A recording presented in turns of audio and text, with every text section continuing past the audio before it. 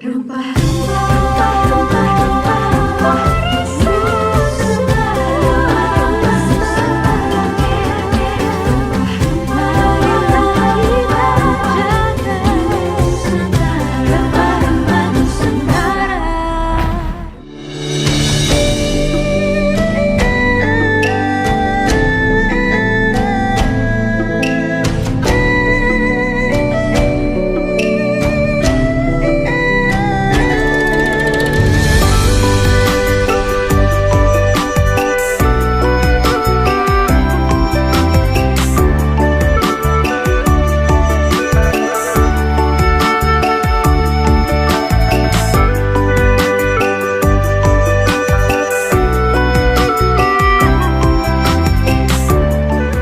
Api merupakan seorang tokoh yang berasal dari Meixian, Guangdong, Cina, pergi atau datang ke Sumatera Timur untuk mengadu nasib. Awalnya beliau menjadi pedagang, yang lalu kemudian beliau turut mengikuti rekam jejak dari abangnya yaitu Chong Yong-yen untuk membuka bisnis perkebunan di Sumatera Timur. Dan tentu saja mereka perlu membangun jejaring dengan pemerintah Hindia Belanda dan juga pemerintah atau Kesultanan Delhi pada saat itu. Sehingga dengan jejaring ataupun hubungan baik antar elemen masyarakat memungkinkan untuk mereka membangun bisnis perkebunan di Sumatera Timur. Chong bersaudara sangat banyak andil, berpartisipasi, serta berkontribusi di dalam pembangunan Sumatera Timur ataupun Kota Medan. Misalnya di dalam pembangunan sarana prasarana, jalan, bangunan tempat ibadah, sekolah, dan juga bahkan jembatan serta rumah sakit yang diperuntukkan untuk seluruh masyarakat Kota Medan. Di perpustakaan ini kita bisa melihat peninggalan dari Mayor Chong Api dan juga anak turunannya. Tentu saja di buku-buku ini kita bisa menelusuri ya rekam jejak dari Mayor Chong Api lewat kegiatan atau aktivitasnya di Sumatera Timur atau Kota Medan. Kita sedang berada di ruangan galeri foto masyarakat yang bekerja di perkebunan Mayor Chong Api.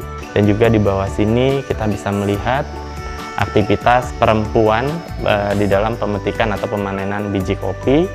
Dan yang di sebelah sini kita bisa melihat rumah dinas dari Mayor Chong Api yang ada di Pulau Brayan. Kenapa di Pulau Brayan? Jadi agar Mayor Chong Api lebih leluasa di dalam pemantauan bisnis-bisnis perkebunannya yang ada di Sumatera Timur.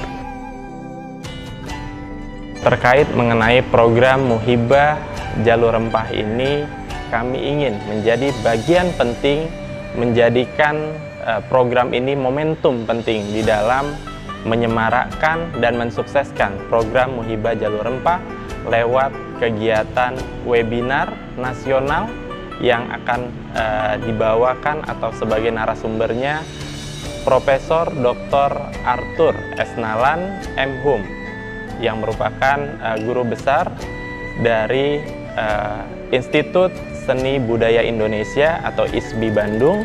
Lalu kemudian narasumber yang kedua yang juga merupakan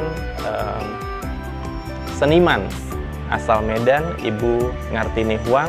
Beliau sangat ahli atau piawai di dalam bermain musik kecapi atau kuceng, alat musik kecapi tradisional Cina.